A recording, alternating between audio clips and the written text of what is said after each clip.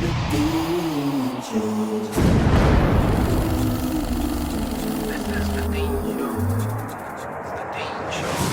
of peace. Welcome to the Dean Show. Very exciting topic with an exciting guest who was on the Def Jam. Now, Def Jam was started by Russell Simmons, if you didn't know, for those people who are really into music. And I believe Jay-Z was one of the presidents. So, Musiq Soulchild, have you heard of them? I haven't, but they're associated with Def Jam along with Neo. And he was working with the likes of Tyrese Gibson. He's no stranger to the Dean Show. I've done many shows revolving around him. Keyshia Cole, he worked with her. Bruno Mars, these are some big names in the music industry. So we're going to be talking about this topic, how music has an effect on not only the mind, body, and soul, amongst other things, with an expert in this area who was on the Def Jam record label. When we come back here on the Dean Show, don't go anywhere. This is the Dean Show.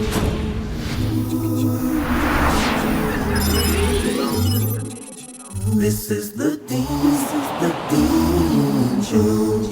This is the Dean Show. This is the Dean Show. This is the Dean Show. This is the Dean Show. This is the Dean Show. This is the Dean Show. This is the Dean Show. This is the Dean Show. Greetings of peace. Welcome to the Dean Show. Assalamu alaikum. Wa alaikum salam wa rahmatullahi wa barakatuh. Umar, a.k.a., how do you pronounce it? L.Debois? L.Debois. L.Debois. Yeah. L.Debois is French. Yeah, Dubois is French, yeah. But you were singing R&B French songs? No. I was doing R&B in English. In English? Yeah. Now, what's R&B is like what the romanticized, like get the Yeah. honey, get all the money, and I mean, sing them with the sweet nothings. Right, the love songs and, trying to get a woman, like you said, a lot of those type of songs, Yeah. That's what it's associated Now, with. some of these names, these are big names associated with Def Jam. Is that like, that's a really huge record label? Yeah, Def Jam is a very well-known record label. The top, isn't it? It was, yes. Especially it was very well known in regards to, especially dealing with hip hop back in the days. People like Run DMC, all of these people were on Def Jam. LL Cool J, these people, all of these are Def Jam artists. That was my generation. LL was Cool your J. I generation, know yeah. LL Cool J. Yeah. He had some clean songs back. I don't Yeah, listen he to had none some of that no clean more. stuff But back in he, the he, day, has, yeah. he had some clean Yeah. stuff, didn't he? Yeah, he had Yeah. some clean stuff. So, what about Musiq Soulchild? They're also a big name group. Musiq Soulchild is actually an artist. He's a singer, songwriter like myself, formerly. He's somebody that's well known amongst the youth. So he's Def some Jam of the artist people. also? Yeah, he was Neo? a Def Jam artist. Who's Neo? Neo is another former. He's a singer, songwriter, musician. Right now, that a lot of people are familiar with Neo. I never met Neo myself, but he's somebody that has been associated with Def Jam. Now, you worked also alongside with Keyshia Cole. Yes, Is I that actually worked, me and Keyshia Cole, we did a few writing sessions before she actually became, well known out there in the industry. I worked with her. I've done writing sessions with Tyrese. We're in the same studios working together. So many people, Raphael, the likes of Raphael Saadiq, a lot of people are familiar with him. I've worked with him several times. A lot of these people are good people, but, just need the guidance of Islam. Many people need the guidance of Islam. Bruno Mars. Who's Bruno Mars? He's an artist, same thing, singer, songwriter, musician who was very well known Bruno, to is people he right Italian? now. Bruno, that's a good question. Bruno, I think he's mixed. So he's a very nice guy. Me and him had the opportunity to perform on the same stages, and a very nice guy. Is he R&B also? Yeah, R&B style. He's doing some different stuff right now. That is going back, to like the Prince days. Stuff Yeah. like that he's been doing lately. Now, you were signed with this record label, is Yes, that correct? I was signed to Island Def Jam for about 2.5, 3 years. Yeah. Now, this is what many people aspire. They want to be a star. They see many of these stars up there, these celebrities, and now they dream of this. They go to sleep, listening to music, watching the music, musicians up there, and they would just sell their souls. And many do, just trying to get up there. And how was it you were able to leave this lifestyle? You know, it's really, Eddie, is a mercy from Allah Ta'ala, because after I got off of Def Jam, I began to do stuff independently. And I think probably that next year, I got signed to BMG Music for songwriting. I was doing commercials with an agency called Val's Artist Management out of New York. And I was doing many things on my own. And so I started to do, go on meetings in order to get, you know, some more exposure to get onto another record label. Maybe 13 meetings, but Allah Ta'ala kept me from that. And so then I went on to do things independently. And subhanAllah, just before, you know, really launching out there, because by that time I had fans in Australia, on my own, London, different areas. So, but right before actually launching out there, really getting out there, Allah Ta'ala saved me from that and blessed me with Islam. Yeah. And so I didn't feel comfortable anymore with speaking about certain things that were going against what Allah revealed. You know, speaking about zina and all of these different things, I wanted to get away from that, along with the environment, which we'll touch down on some more, inshallah. Before we go to break, so what's the typical day like for a celebrity like that? It depends. I mean, you have different types of people. You have a person, I usually say you have 3 different types of musicians, or 3 different types of individuals that deal with music. You have a person that's like, becomes like a complete introvert.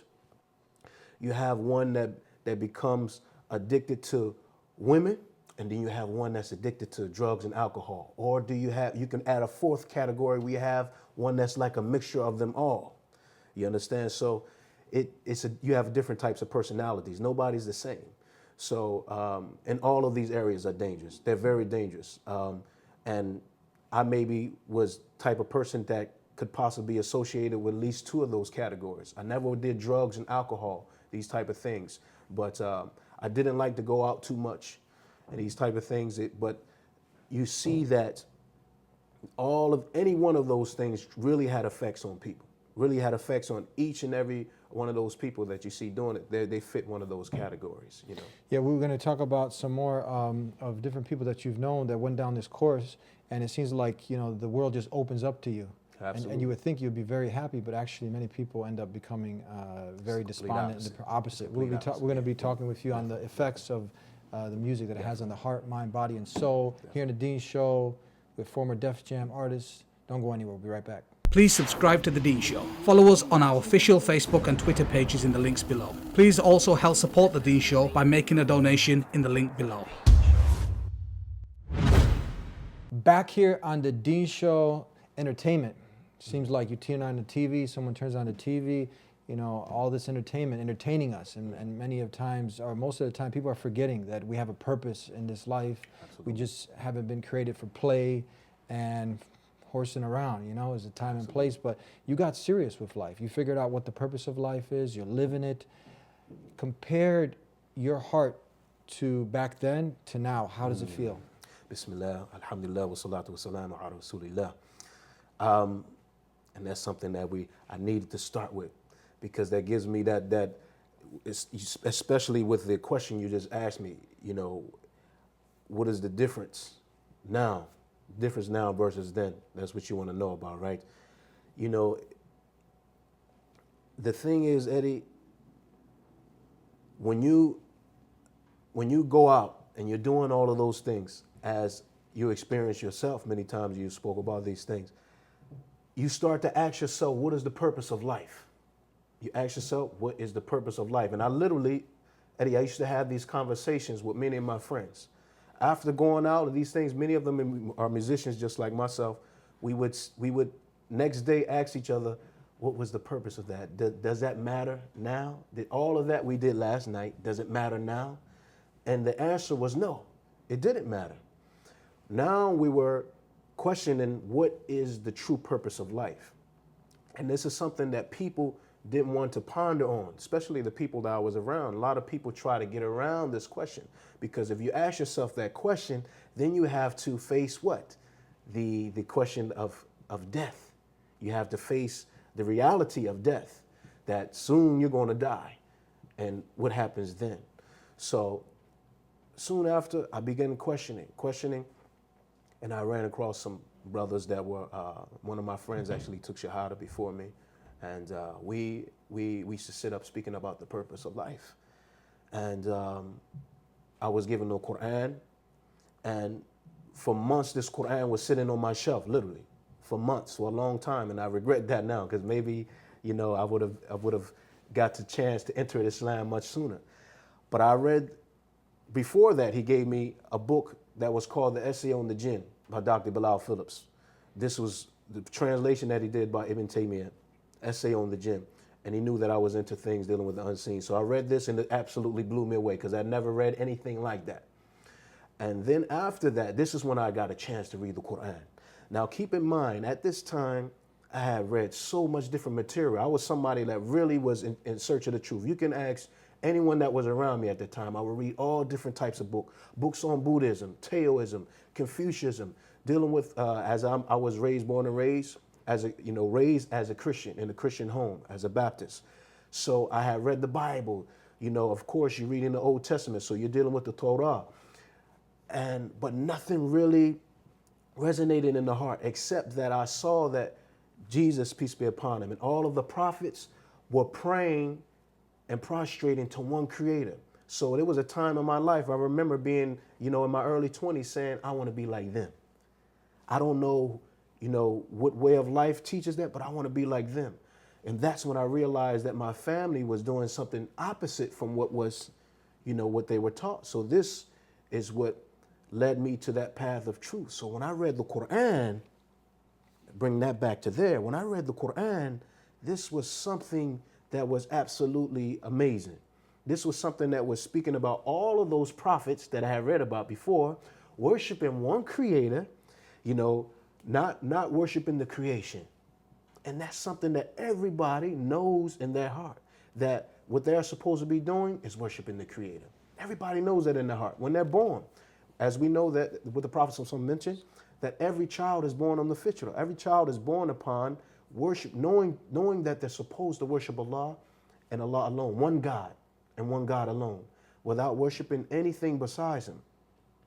So this was the absolute truth to me when I saw this, that all of these prophets, from Jesus, Moses, Solomon, David, and the last of them, the Prophet Muhammad, peace and blessings be upon him, were worshiping one creator. And I felt like the Quran was something that spoke directly to me. It wasn't telling me, you know, that such and such said this and these there. It didn't give me the impression that someone's sitting in a tree telling me a story in the third person. Rather, even when the creator of the heavens and the earth would narrate something, it was coming from him. And I would literally play games with the Quran, Eddie, open up to a random page. And it's speaking about the things that I personally was dealing with. And this is something that anybody can do. I challenge anyone. Just open the Quran up. Open it up and see it addressing your issues right there. It's amazing. Amazing. Now, how we know that people go to sleep to music, they wake up to music in the car, music, and it seems their whole life revolves around the next hit song coming out. But then, right, you know, that's a big high, then a steep low. How did you feel like music was having an influence on your heart, mind, body, and soul? SubhanAllah, brother. Literally, when I started to make salah, you just have a feeling in your heart, and I had the same conversation with a few other brothers that experienced the same thing as me. The thing is that when you start to make salah, you feel like you're mixing something that is, you know, and I'm not ashamed, I'm not shy to say something that is evil or something that is pure. It seems like you're trying to mix the two. And this brings us back to the statement of Ibn al-Qayyim Jawziyah, when he mentioned that, you know, no one can have the Quran and music in their heart at the same time. They can't mix with one another. I experienced these things. Being a musician is different from a person that just listens to music. Being a musician, you're experiencing the effects. I used to play my guitar for 8 hours a day, Eddie. As I mentioned to you, sometimes I would fall asleep with the guitar in my hand.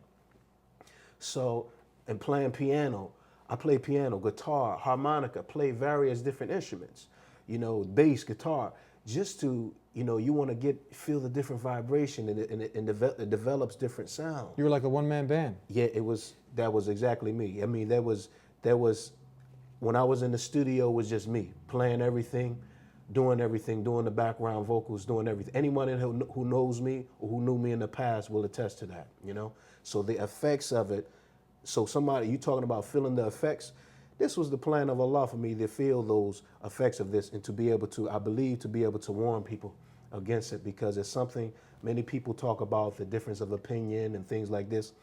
I guarantee you, you speak to a former musician and you bring anyone that may have that opinion, that former musician may be able to change the mind of that sheikh. The sheikh will start to reflect, because I've had conversations with a few shuyukh that may have held that position. And their mind is, you know, thinking, you know, should I change my position now? Because of the things that you're able to express to them.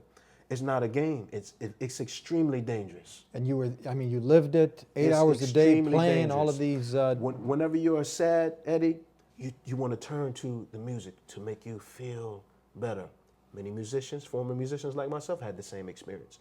When you know, and we know, as when you're feeling sad, what should you turn to? The book of Allah. You should be turning to the Quran for that remedy, for that cure. But rather, we were turning to the music, and what this was doing, it gives you that temporary feel. It gives you a temporary pleasure. Whereas the Quran, it continues to feed you in the proper way. You know, it continues to feed you. People don't realize that the club is also a place of worship for people that listen to music. It has a place, and I can go deep into this subject. I've pondered on this. You're talking about the nightclub. The nightclub. So we got the music is the Quran for the shaitan. Yeah. Right. So they listening to. Absolutely, Let's give without a and doubt. now a new one. I like Without a this. doubt. Now the masjid is the place of worship for the Muslims. and that's for the Muslim, but I mean for the Quran. for the people of for the nightclub as a place of worship. That's like Absolutely. we're gonna talk more about this when we come back here on the Dean Show. Very exciting show. Former Def Jam artist. Don't go anywhere. We'll be right back. Please subscribe to The Dean Show. Follow us on our official Facebook and Twitter pages in the links below. Please also help support The Dean Show by making a donation in the link below. Back here on the Dean Show, former Def Jam artist. So instead of turning to the book that was revealed from the creator of the heavens and the earth, this is the Quran, tamper-free, tamper-proof. It's a living miracle, and it gives that joy, that contentment, that peace to the heart. Now people, they turn into the music, trying to fill an empty void, doesn't work. And then now we left off, talk about people also, because it was a tribute of music. We go to the house of worship, the masjid, but people going to the nightclubs and performing some ritual acts of worship there. Talk about this. SubhanAllah, I mean, it's a thing that people don't realize.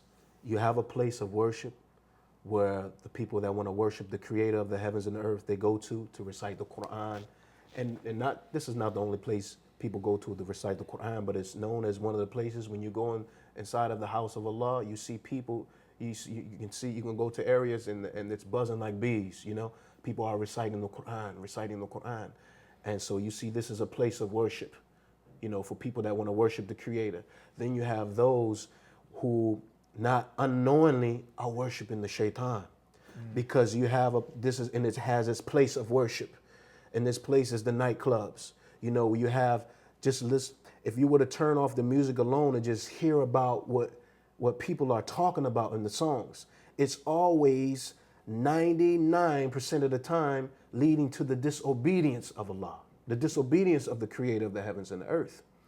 You're talking about zina. We don't need to go into it. People know what it's talking about.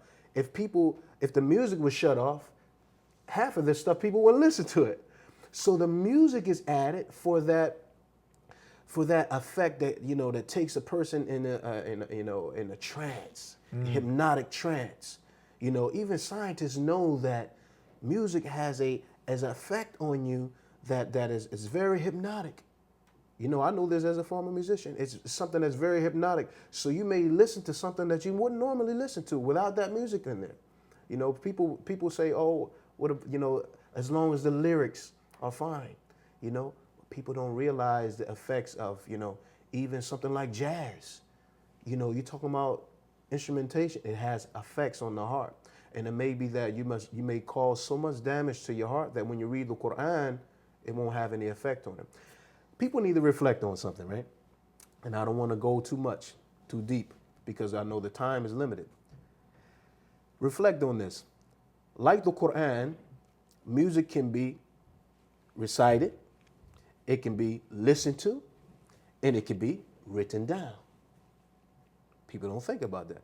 Likewise, the Quran can be recited, listened to, and it can be written down. They are at war in the hearts of the people. You understand? There's no doubt about who would win that. There's no competition. You're talking about music versus the Quran. One causes one effect, and another causes another effect. The Quran brings pleasure to the hearts. Just look at, I always tell people to ponder on this. Just look at how people die a lot of times that are addicted to music and are addicted to, which takes them to, many times, addicted to alcohol and drugs and things. Look at the past. Look at some of the most well-known musicians. What was their end? How did they die? You know, how did they die? And it's very important to examine that. And then you look at the top reciters. How did they die? Many of them dying in the most peaceful state, you know, which is very important. You know, that's a very important ayah from Allah, you know, seeing how people die, you know, very important. So now, I mean, when you put this into perspective, you know that there are many things distracting us from really reflecting, contemplating why we're here, as I mentioned earlier. And now that you've connected and you are charging your heart, because we've charged the cell phone, the iPad, and now, was this just a temporary fix where people would be listening to music and that quickly wears off? You're in the same position. You're in but the same now, position again. When you charge the heart with what it's supposed to be charged with the remembrance Absolutely. of God, because truly in the remembrance of God, as God says in the Quran, do hearts find rest. Absolutely. Did you find this tranquility, You peace, and find rest? and that's a big difference. You know, when I was sad many times, or not feeling right, I used to pick up my guitar or play the piano to start feeling a certain way. Now I immediately go to the Quran, or I perform 2 rak'ah. So it's a whole different thing.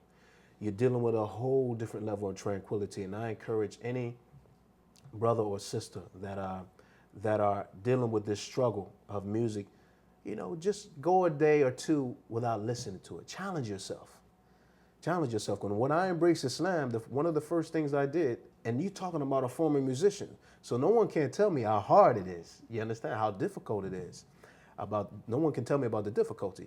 I went the whole of Ramadan without listening to music, because Ramadan was about 2 months later when I embraced Islam.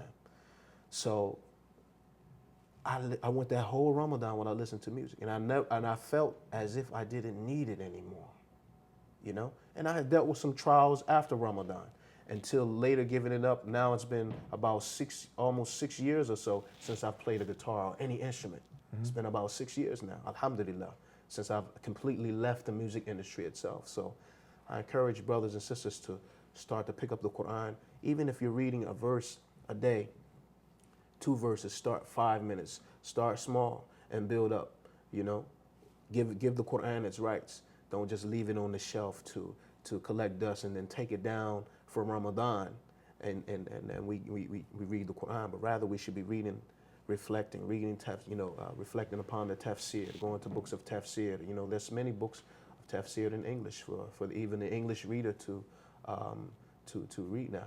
Before we leave, we've seen on another television program you did, and when we talk about music, we're not talking about the natural sound of birds and the bees and the beautiful human voice. Right. We're talking about, you know, the culture today that's surrounded by audio pornography that calls you to fornication, to drugs, to illicit sexual intercourse, and all these evil things that if you turned it off, these beats and all the stuff that's just luring you in, most people would be appalled.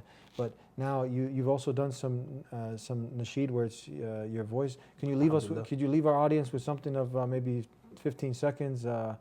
Would you mind if I recite the Quran? Yes, instead? go ahead. That'd be beautiful. Yes. أعوذ بالله من الشيطان الرجيم بسم الله الرحمن الرحيم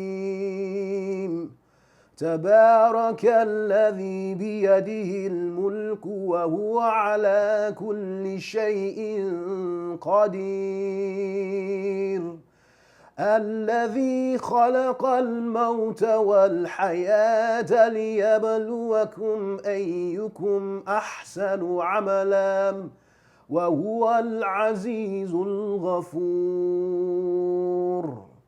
الذي خلق 7 سماوات طباقا ما ترى في خلق الرحمن من تفاوت فارجع البصر هل ترى من فطور. Alhamdulillah. MashaAllah, tabarakallah. Thank you so much for that wonderful recitation. That was the verbatim word of God, the Quran, that anyone, even if they didn't understand, it connects with the heart. Thank you for sharing your experiences with us. Inshallah, God willing, we can have you back again on TheDeenShow. Absolutely, inshallah. It'll be an honor to come back here, inshallah. Thank you. Assalamu alaikum. Wa alaikum salam wa rahmatullahi wa barakatuh. And from working with the likes of Keyshia Cole, Bruno Mars, Def Jam, Russell Simmons, now to being on the TheDeenShow, reciting the verbatim word of God, the Quran, and truly in the remembrance of God do hearts find rest, connect with the Quran. It's been sent as a mercy to the world. And the purpose of life is mentioned in there, why you've been created is mentioned in there, and where you're going when you die. It's all mentioned in there.